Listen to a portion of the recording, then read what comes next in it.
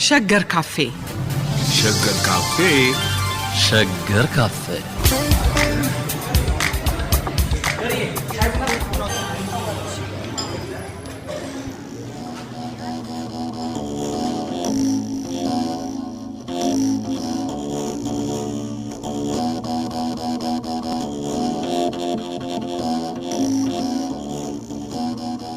ዛሬ በክርስትና እምነት ተከታዮች ዘንድ የሆሳዕና በዓል እየተከበረ ነው።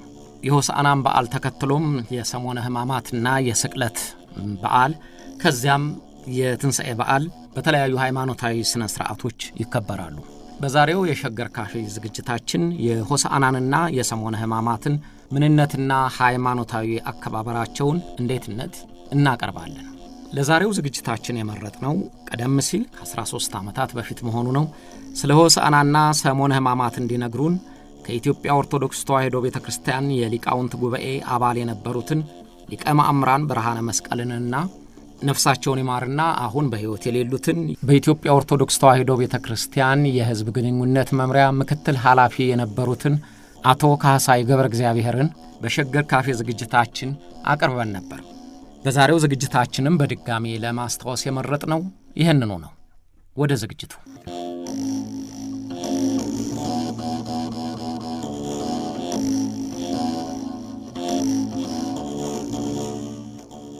ዛሬ የምናከብረው ስለ ሆሳዕና በዓል ልናውቅ የሚገባን የሚሉትን እስቲ ስለ ሆሳዕና ትንሽ ባጭሩ ይንገሩንና ስለ አከባበሩ መቼ እንደመጣ እንዴት እንደነበረ እርሶም በገጠር ያዩትን እዚህም ከመጡ ያዩትን ይነግሩናል። ሊቀ ማእምራን ብርሃነ መስቀል።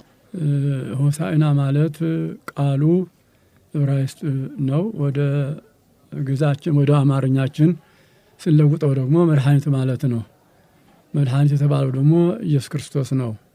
ኢየሱስ ክርስቶስ ለዓለም መድኃኒት ወደዚህ ከመጣ በኋላ በመስቀል ተሰቅሎ ዓለምን እንደሚያድን ቀደም ብሎ ትንቢት ይነገር ነበርና ያ ትንቢት ይፈጸም ዘንድ ግዴታ ስለሆነ ኢየሱስ ክርስቶስ ወደ ቤተ መቅደስ የገባበት ዕለት ሆሳዕና ተብሎ ይጠራል፣ ይከበራል።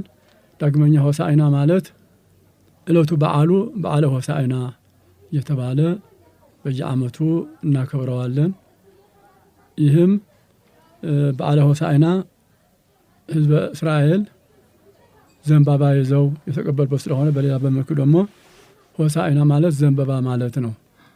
በግዕዙ ጸበርት ይለዋል። በዮሐንስ ወንጌል ምዕራፍ 12 ቁጥር 12 ጀምረን ስንመለከት በማግስቱ ብዙ ሕዝብ ሊቀበሉት ወጡ። ጸበርት ማለት የዘንባባ ዝንጣፊ ይዘው ሊቀበሉት ወጡ። በማግስቱ ማለት ጌታችን መድኃኒታችን ኢየሱስ ክርስቶስ በምድረ እስራኤል ወንጌልን እየዞረ በሚያስተምርበት ጊዜ ብዙ ተአምራት ያደርግ ነበረ። በተአምራቱም ሊቃነ ካህናትና ፈሪሳውያን ጸሐፍት ይቃወሙት ነበረ።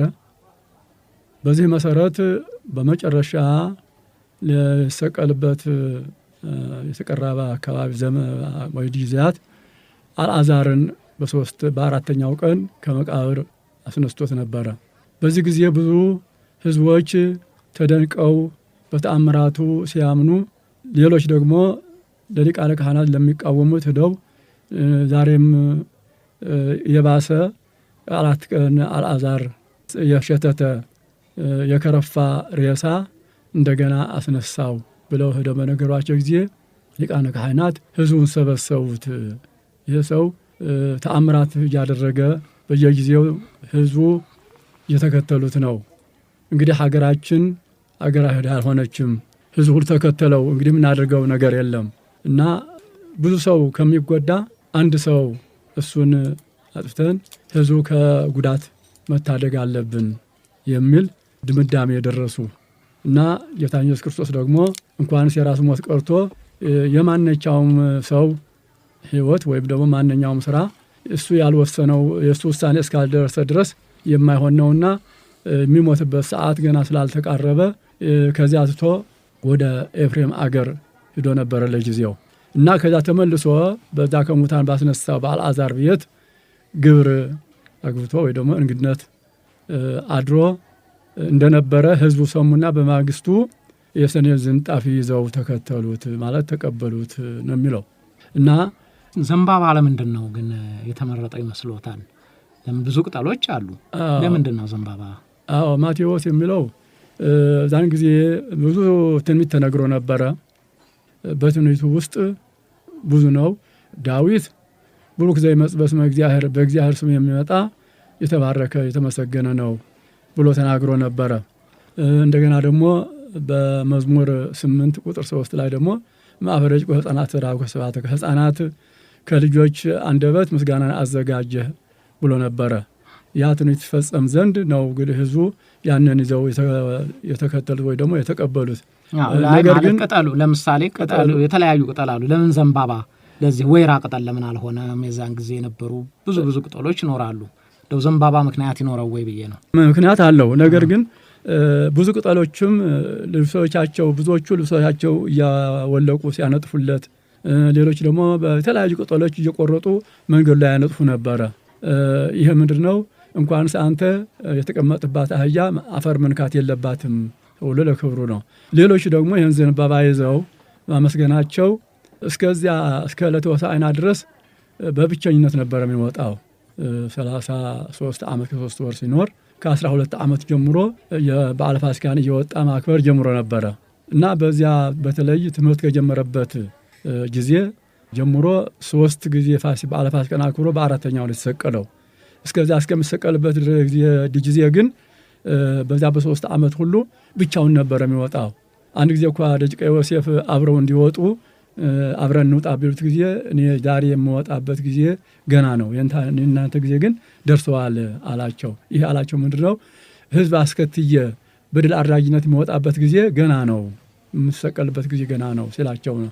በመጨረሻው በድል አድራጊነት በንጉሳዊነት አሳጅቦ ሕዝቡ የጠራቸው አልነበረም።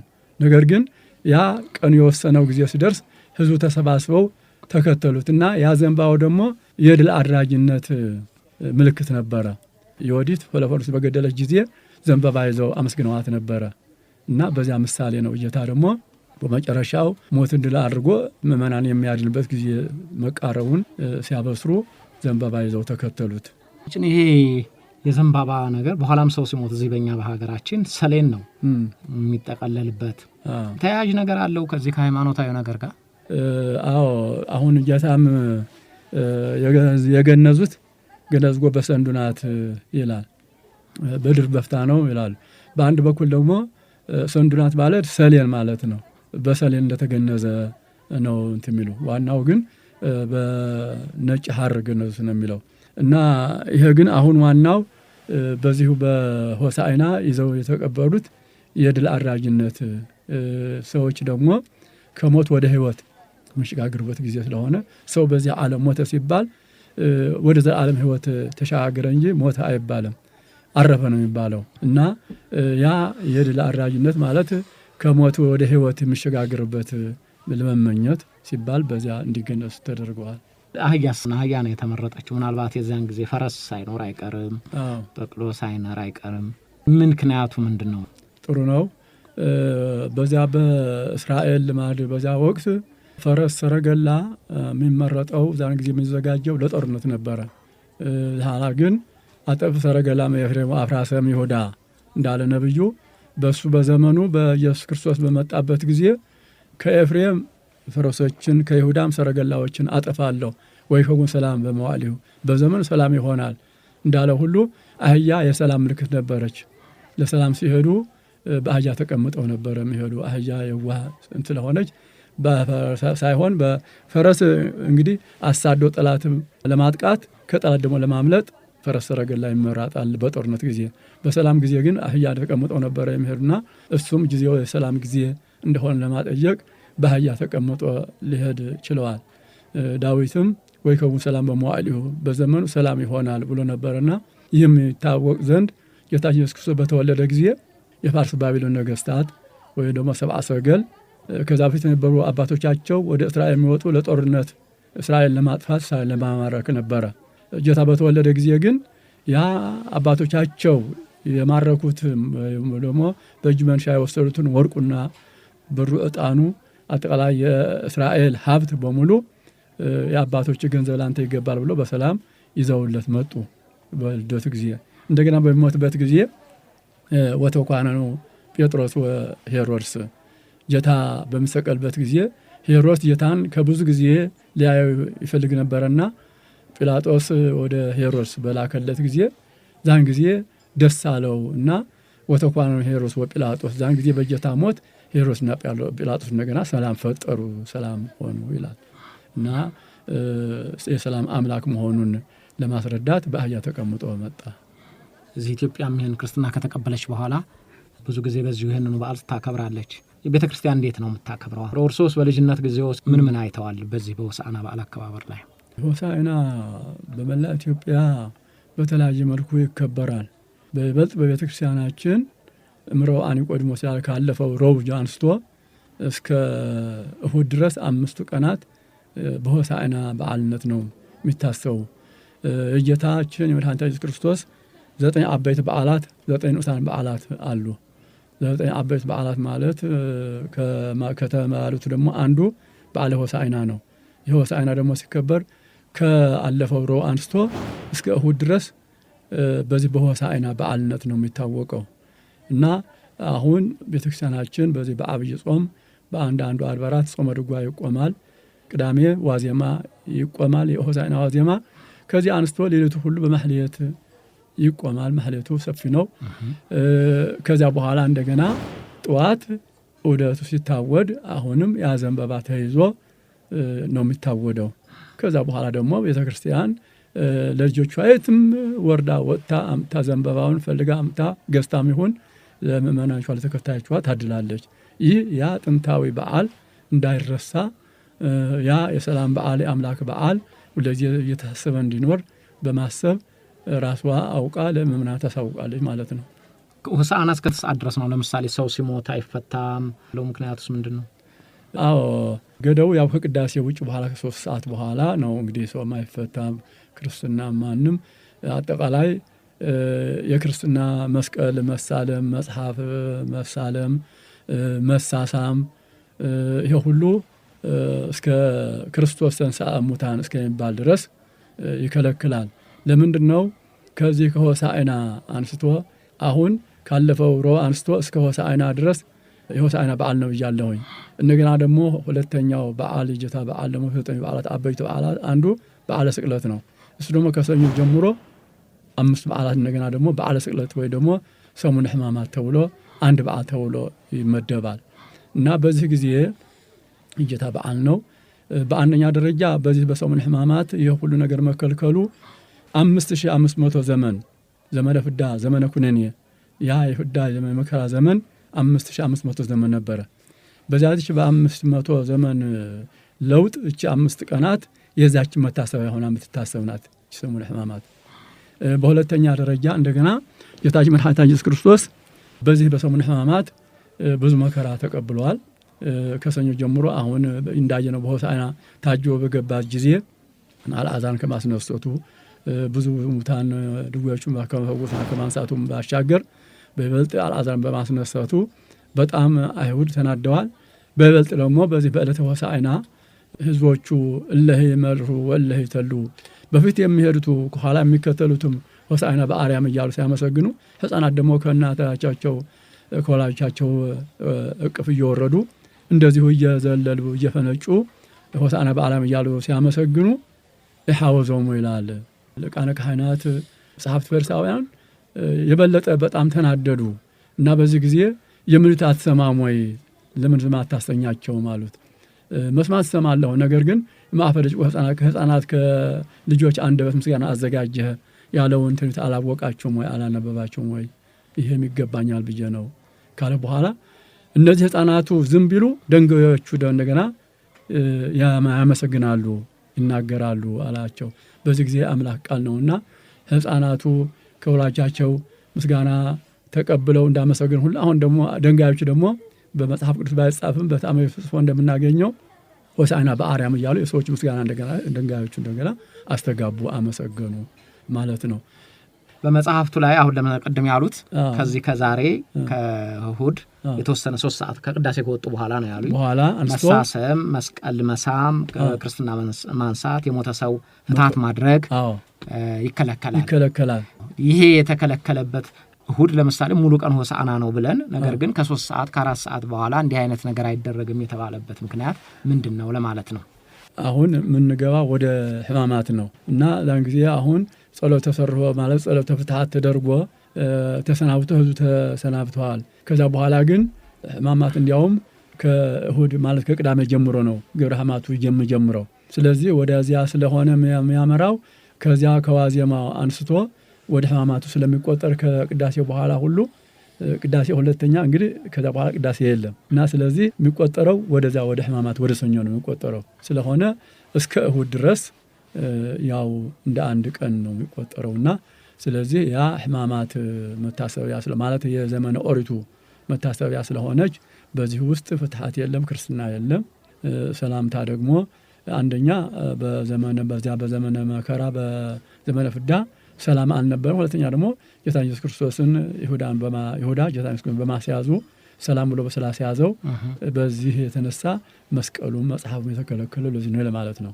የይሁዳ ሰላምታ ይሆንብናል ለመጠንቀቅ ነው። እንግዲህ መሳሳሙ ሆነ ሰላምታም ይሁን አሁን ሁልጊዜ የሰላም ምልክት ነው ሰላምታም ቢሆን። ስለዚህ የይሁዳ ሰላምታ እንዳይሆንብን በዚህ ውስጥ ይሄ ነገር የሰላም ነገር እንዳይኖር ተብሎ ታገደ፣ ተከለከለ። እናም እንዴት አሁን ሰው ሲገናኝ ጧት እንዴት ነው ሰላም መባባል የለም ዝም ማለት ነው ያለው? በሩቁ ሰላም እንደምን አደር እንደምን ዋልክ እንደማለት ይሄ ቤተክርስቲያን ውስጥ የሚከበር ነው። እርስዎ እንግዲህ ልጅ ሆነው አሁን እንደሚሉኝ ሰቆጣም ጎንደርም ነበሩ። እንዴት ነው የምታከብሩት?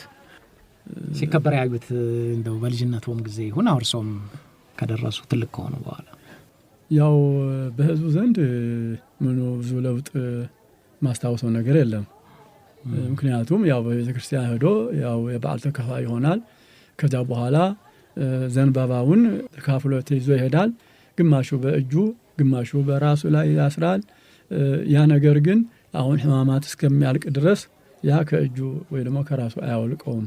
ምክንያቱ የክርስቶስ መከራ መታሰቢያነት ነውና ያን የተቀበለው እና ስለዚህ የክርስቶስ መከራ ለማስታወስ ለማሰብ ሲል ያን እስከ በዓለ ትንሣኤ ድረስ በዚያም በነበርኩበትም አሁን በአዲስ አበባ ቁልቢ ደግሞ ብዙ ጊዜ ቆይቻለሁኝ። ይሄውን ነገር ነው። ይሄ ለውጥ የለውም ማለት ነው። ይፍቱኝ እንደዚህ ማለትም የተከለከለ ነው። ኑዛዜ የለም፣ ፍትሐት የለም። ህዝቡም አውቆ ስለተረዳ ይፍቱኝ አይልም። አንዳንዶቹ የመስቀል የቅዳሜ ስዑር ላይ ዛን ጊዜ እንግዲህ ዓርብ ስቅለት ማታ እግዚአብሔር ይፍታ ይባላል፣ ኑዛዜ አለ።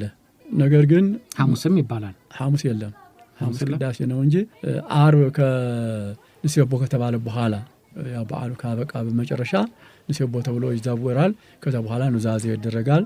ሰውም ቢሞት ከዛ በኋላ እስከ ቅዳሜ ሁሉ ይፈታል እና እግዚአብሔር ይፍታ ይባላል።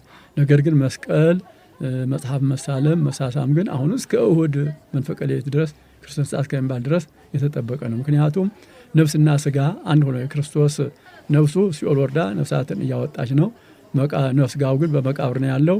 ስለዚህ እነ ሁለቱ ተዋህደው እስከሚነሱ ድረስ ሰላምታ የተከለከለ ነው።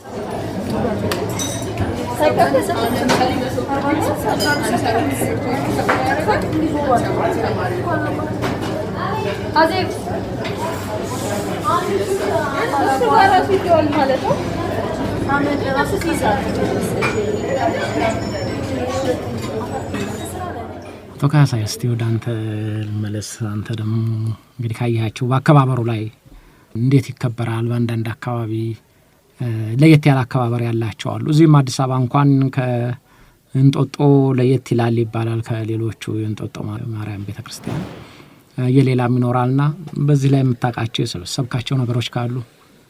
አሁን ሊቀ ማእምራን እንዳሉት በመላ ኢትዮጵያ ተመሳሳይ ነው አከባበሩ። ግን ከሁሉም ለየት የሚለው በአክሱም ርዕሰ አድባራት ማርያም ለየት ይላል። ከጥንት የመጣ ስርዓት አለ እዛ። ስርዓቱም ለየት ይላል። ምንድነው አክሱም የሚደረገው? እዛ ተገኝ የሚባሉ የድሮ አክሱም መስራቾች አሉ። 6 ናቸው። ከነሱ እንግዲህ ሲዋረድ ልጆች አሉ እስካሁን ድረስ የዛ ቤተሰብ አባል ነው ለሆሳዕና በዓል የሚያዘጋጀው ዘንባባውን የሚያዘጋጀው ሌላ ሰው ያዘጋጀው። ዘንባባው ራሱ የሚበቅልባቸው የሚመጣባቸው ቦታዎችም ውስን ናቸው። ለዚህ ተብሎ የተዘጋጁ አሉ። ይሄ በሽሬና ሰለኸለኻ መካከል አንድ ራሱ አክሱም በቀልት ነው የሚሉት በነገራችን ላይ ዘንባባውን እና አድ በቀልት ይባላል። አንዱ ራሱ እዚህ ምርጥ ዘንባባ የሚገኝበት ቦታ ሌላ ማዳ አድ በኽሪ የሚሉት ማለት ሌሎችም አሉ፣ ግን ዋናው አድ በቀልት ነው። ከዛ ያመጣል ያደም ቦኩር የሆነ ሰው ዘንድሮ አንዱ ቤተሰብ ከዚህ አክብረው ከሆነ ሌላ እንደዚህ ያለ ዙር ነው የሚዘርስባቸው። ከዛ ቤተሰብ እነኛ ስድስቶቹ ማለት ተወላጆች ማለት ነው ዘርግ እንዲያላቸው እና ቦኩር ነው የሚሆነው ደግሞ ከዛ ሌላው አይመለከተውም። እና እነሱ ድሮ መሬት የቤተ ክርስቲያን በነበረ ጊዜ ልዩ ርስት አላቸው ለነዚህ ተብሎ ይሰጣቸዋል። ድግስም አለ በሆሳዕና እነሱ ነው ደግሰው የሚያውሉት ካህናቶቹም ሌላቸው ያ ተረኛ የሆነ ማለት ነው።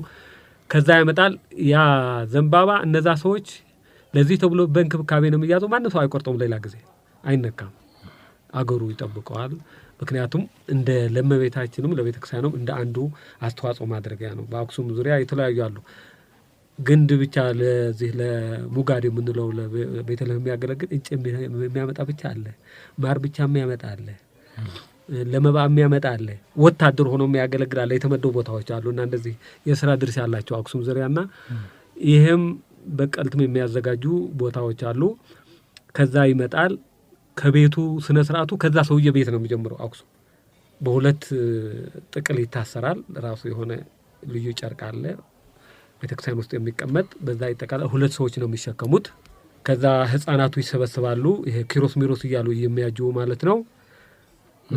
ኪሮስ ሚሮስ ይላሉ እያሉ ዙሪያውን ከዛ ሁለት በቅሎ ተሸልመው የዕብራይስጥ ቋንቋ እሱ ነገር መምህር ያግዙኛል ትርጉሙ ኪሮስ ሚሮስ ሆሳዕና ባሪያም ምናምን እንደ ትርጉሙ ማለት ነው። የዛ ህፃናት ድሮ ሆሳዕና ዛ የዘመሩት በኢየሩሳሌም ሲሄድ የዛ ተምሳሌት ማለት ነው። ዘንባባ ይዘው እንደዛ እንዳሉ ያ ነገር ግን ይሸፈናል። እዛ አክሱም ላይ ዘንባባው ማንም ሰው አያው ተሸፍኖ ነው ያለው። ሁለት ሰው ይዙታል። ሁለት በቅሎ ይሸለማል። እንደገና ደግሞ ሁለት ነው አህያ በቅሎ ተሸልሞ ይሄ በደንብ የወርቅ ምናምን ሁሉ የክብር ሽልማት አላቸው። ከቤተ መቅደስ የማይወጣ ማለት ነው እዛን ጊዜና በዳር ጽዮን አካባቢ ብቻ የሚወጣ ማለት ነው። በቅሎዋም ለዚህ ተዘብላ የምትቀመጥ ናት፣ የምትጋለም ምናምን አይደለችም። የክብር በቅሎ ናቸው። ሁለት የወርቅ ጅራፍ የሚይዙ ደግሞ አሉ። የወርቅ ጅራፍ አለ አክሱም። ምን ማለት ነው የወርቅ ጅራፍ? ወርቅ ነው እጀታው፣ ወርቅ ነው። ወርቅ በቃ ጅራፍ ሆኖ ግን ወርቅ ነው እጀታው እና ከህዝቡ ፊት ለፊት ሆነው ልክ አሁን ወታደር አስከባሪ ስነ ስርዓት እንደሚባለው እነዛ ጅራፉን እያስጨሁ ህዝቡን እንደማስከበርም ፊት እንደሆነው ከዛ መለከቱ አለ፣ እምብልታው አለ፣ ይሄ ልዩ ጥሩምባም አለ።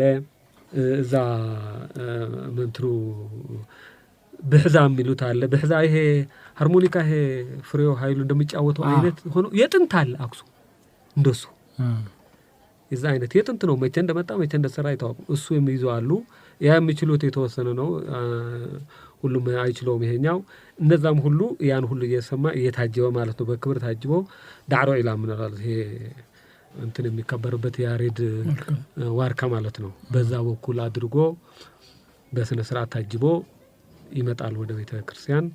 እንግዲህ ቅዳሜ ነው ይሄ ሁሉ የሚሆነው፣ ትናንትና ማለት ነው። በዛሬ ሳይሆን በትናንትናው ዕለት ነው የሚሆነው፣ ዋዜማው የሚመጣ ማለት ነው። ካህናቱ አውደ ምሕረቱ ነው የሚቀበሉት ይሄን ነገር። ከዛ ተቀብለው ወደ ቤተ መቅደስ ይገባል ማለት ነው። ግን በጠዋት ይሄ ከመሆኑ በፊት ጠዋት ትልቅ ነጋሪት አለ አክሱም፣ ለአዋጅ ብቻ የሚመታ ያ ይመታል። ጠዋት 2 ሰዓት ተኩል አዋጅ ነው የበስራት የሆሳዕና ማለት ነው።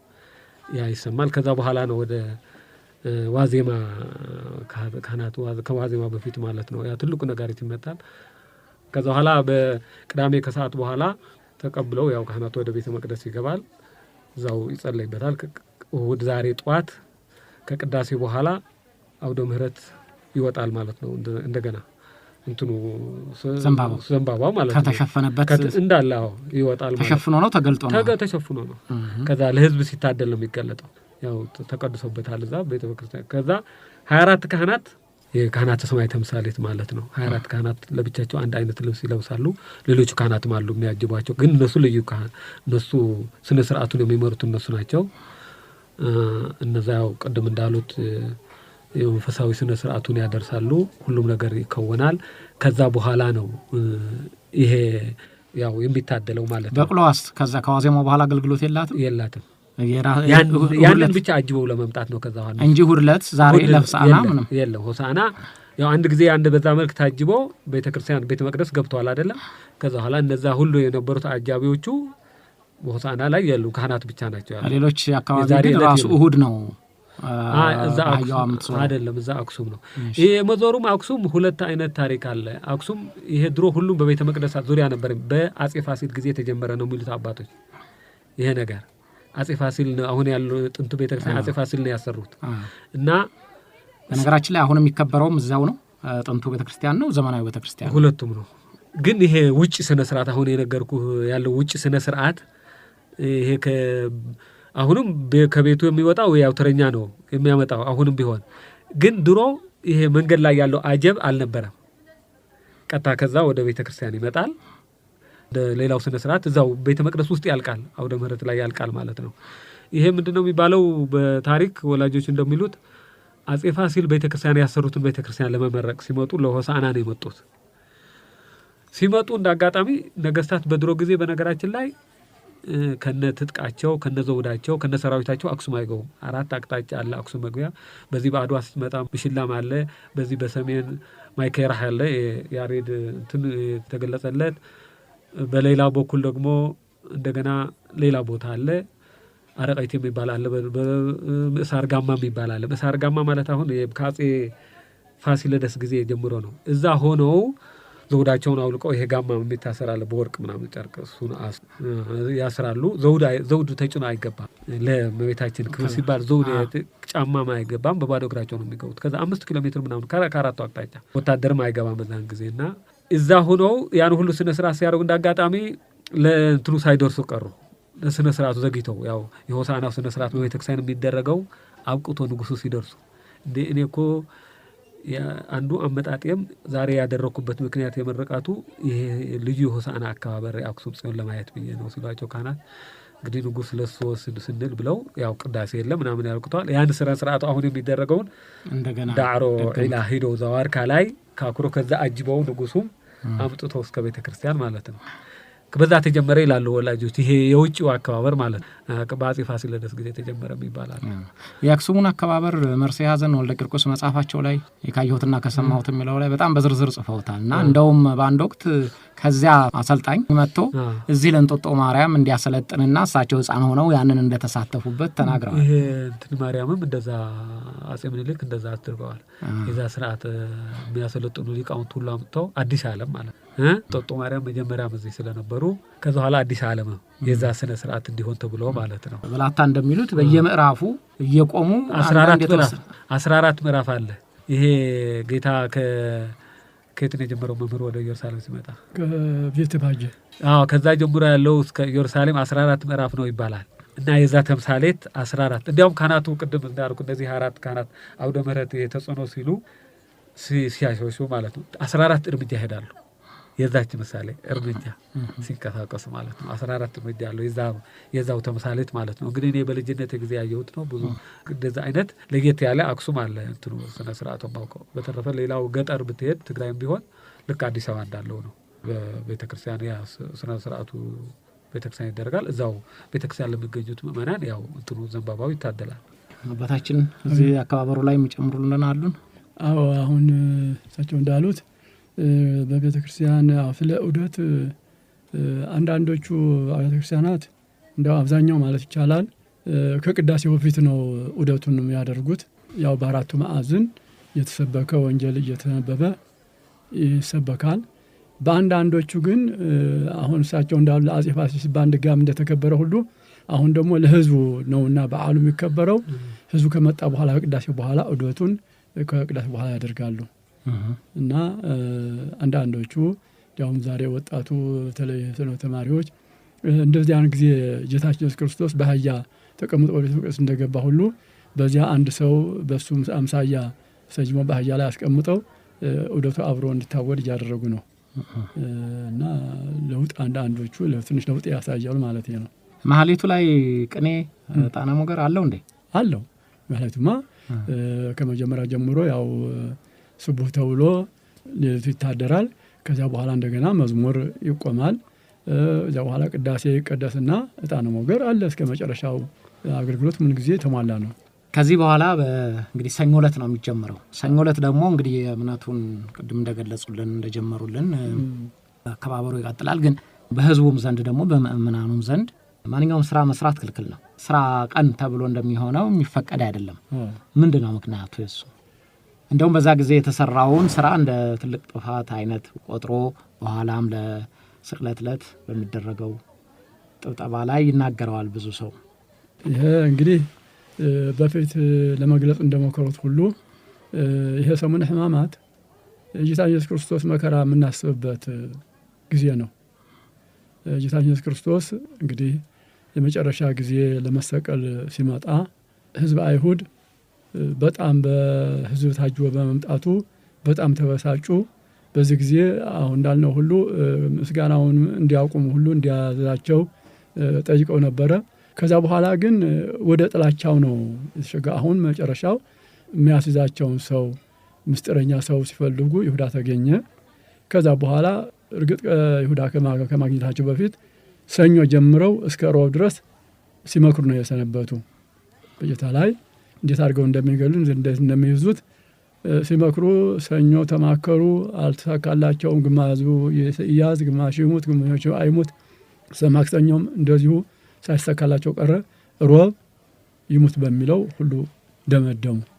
በዚህ ጊዜ ለመግደል ለመያዝ ቢስማሙም እንዴት አድርገው እንደሚይዙት ህዝቡ ይጣሉናል፣ 5 ገበያ ሰው ይከተለዋል፣ አግባ መልስ ብሎ ቢጣላ ንሳ እንዴት እንሆናለን በሚል ያ በኋላ ይሁዳ ምስጢረኛ ስላገኙ እሱ እኔ ሰላም ብዬ አስይዘዋለሁኝ፣ እኔ ስሟለሁኝ፣ እኔ ምስሞን አይታችሁ ትይዛላችሁ እና በጸሎት ቦታ እሱ ሁልጊዜ የሚጸልይበት ቦታ ነበረ።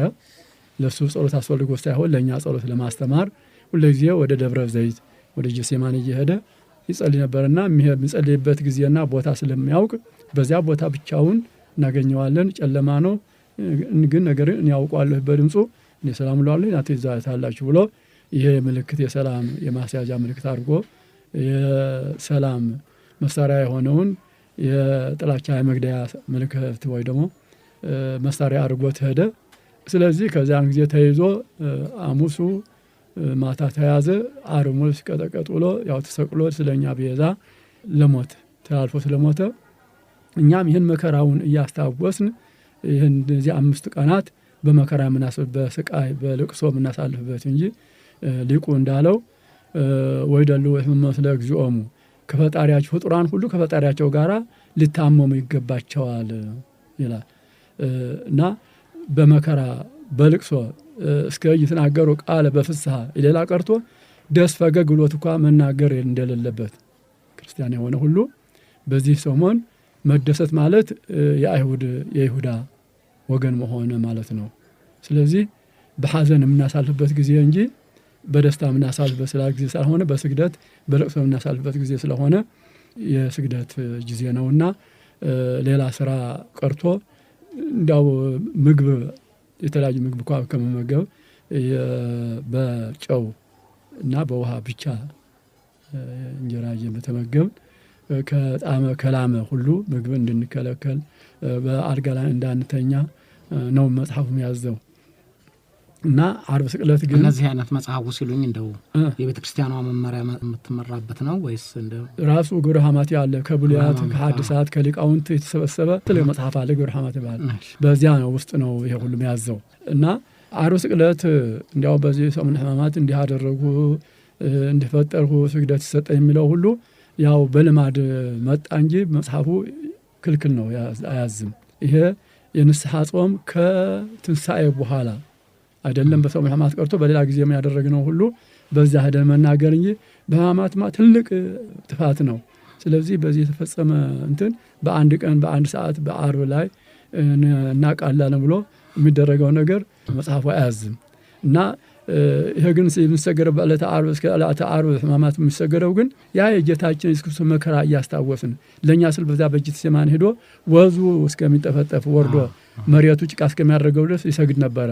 ያንን ስግደት እያስታወስን ነው እንጂ የምንሰግደው ይሄ የንስሐ ጸሎት አይደለም፣ የንስሐ ስግደት አይደለም። ዓርብ ሰው የምንሰግደው ከየት የተጀመረ ነው ታዲያ? እንዲህ አይነት በልማድ ዝም ብሎ አንደኛ ከንስሐ አባቱ ቀርቦ ራሱን ላለማጋለጥ ካገኘው ጭስ ከማያውቀው ጭስ ሄዶ እንዲህ አድርጃለሁ ብሎ በቀላሉ እንትሎ አራግፎ ለመሄድ በምንታሰብ ነው። በገጠር ግን በንስሐ አባቱ ያው ወይራ ቅጠል ይመጣል፣ ከዛ ቁጠባው ይካሄዳል። ያው ወይራ ቅጠሉ አሁን በቀላሉ ቢሆንም እንትኑ የመገረፉ ክርስቶስ ለኛ ብሎ እንደተገረፈ የሚያመለክት ነው። ነገር ግን እሱ በለምለም ቅጠል አይደለም የተገረፈው። አሁን እንደምናውቀው መጽሐፉ ቆዳው ተልጦ ስጋው ተቀርፎ ተቆራርጦ እስከሚወርድ ድረስ አጥንቱ እስከ ብልጭት ነስቶ እስከሚታይ ድረስ ነው የተገረፈው እና የምናስታውስበት ነው። ወይራውም ቢሆን ሁሉም መከራው ስግደቱም ቢሆን የጌታ መከራ የምናስታውስበት እንጂ የንስሐ ስግደት የሚሰገድበት ጊዜ አይደለም። ትንሽ ልጨምር መሰለኝ ከአባት ላይ መጨመር እንትን ቢሆንም የድሮ መጽሐፍት እንደሚሉት የድሮ ታሪክ እንደሚለው በጥንት ጊዜ አንዱ በዓል የሆነበት ሁሉም ምእመናን ቤተክርስቲያን ነው የሚሰነበቱት። ወደ ቤታቸው አይገቡም። እዛው ነው የሚውሉት፣ እዛው ነው የሚያድሩት። ያው እስከ ረቡዕ ነው በቀን አንድ ጊዜ የሚቀምሱት የተወሰነ። ከዛ በኋላ ከሐሙስ ጀምሮ አክፍሎት ነው የጥንቱ ስርዓት ማለት ነው። አሁን እንደምናደርገው ቅዳሜ አይደለም የሚጀምረው እና የድሮ አባትም እናትም ሁሉም ስለሚሄድ ቤተክርስቲያን ስለሆነ የሚያሳልፈው ዝም ብሎ አዋጅ ነው። ምንም ለስራ የሚታሰብም አይደለም። ሙሉ ትኩረታቸው ሙሉ ጊዜያቸውን ለዛ ለጸሎት ለስግደት ስለሚያውሉት በሕማማት ጊዜ ሌላ ጊዜም በነገራችን ላይ በጥንቱ ጊዜ ቅዳሜ ማታ ይሄዳሉ፣ እሁድ ጠዋት ነው የሚመለሱት። እዛው አድሮ እዛ ነው የሚያስቀድሰው ድሮ በቤተክርስቲያን ስርዓት ማለት ነው እና ያው ስጋው ደግሞ የማይቀበልም ሰው ወደ ቤተክርስቲያን አይሄድም። በጥንቱ ስርዓት ከግራኝ አህመድ ወረራ በፊት የነበረው ስርዓት ማለት ነው። ስለዚህ ያም አስተዋጽኦ አለው ራሱ ከስራ የሚለው አይታሰብም። ምክንያቱም ሰው በሙሉ ወደዛ የሚፈቅድለት እድሜው በሙሉ የሚያሳልፈው ቤት ከሚጠብቁ እረኞች በስተቀር ሌሎቹ ወላጆች በሙሉ ቤተክርስቲያን ነው የሚያሳልፉት በሙሉ ማለት ነው። ከሆሳዕና ከዛሬ ጀምሮ ወደ ቤት አይገቡም ነበር ነው የሚሉን ወላጆቻችን። አንዱ ምክንያቱም ይሄ ሊሆን ይችላል። አሁን ያ ተለውጧል፣ መቼም አሁን ተለውጧል። ሆሳዕናን በዚሁ አባታችን የሚጨምሩልን ነገር ካለ ወይም ዜማ ካለው ዜማውን ቢሉልን ለውይይታችን ማሳረጊያ ይሆነናል። ድምጼ ደግሞ ያቋቋም ተማሪ አዋቂ ነዎት። መቼም ድምጼ ትንሽ አስቸጋሪ ነው ማለት ከሽምግልና በላይ ትንሽ ደግሞ ጉንፋን ስለነበተ ላበላሽ ይችላል። አበላሽ ችግር የለውም። ሆሳዕና በአርያም ለወልደ ዳዊት ለንጉሠ እስራኤል ዘይሁብ ዝናመ ተወን ከመ ትካት ይመልእ አውደ እክድ በረከተ ምክያዳተ ወይን። ይሄ ትርጉሙ ምንድን ነው? ለዳዊት ልጅ ለክርስቶስ በአርያም መድኃኒት መባል ይገባዋል። ለእስራኤል ንጉሥ ለወልደ ዳዊት ሆሳዕና መባል ይገባዋል። ዘይሁብ ዝናመ ተወን በየጊዜው ሁሉ የበልጉንም የክረምቱንም ዝናም የሚሰጥ የበረከት አምላክ ለሆነ ለኢየሱስ ክርስቶስ መድኃኒት መባል ይገባዋል ማለት ነው። እግዚአብሔር ይስጥልኝ። ሁለታችሁንም አመሰግናለሁ። እንግዲህ መልካም የትንሣኤ በዓል እንዲያደርሰን እንመኛለን። አሜን። በዓል ሰላም በዓል ያደርግልን። አሜን። ለዛሬ ዓመቱም እግዚአብሔር በሰላም አድርሶ ደግሞ እንዲሁ የተመኘ ነው ለመነጋገር ያብቃን አምላካችን እግዚአብሔር። አሜን።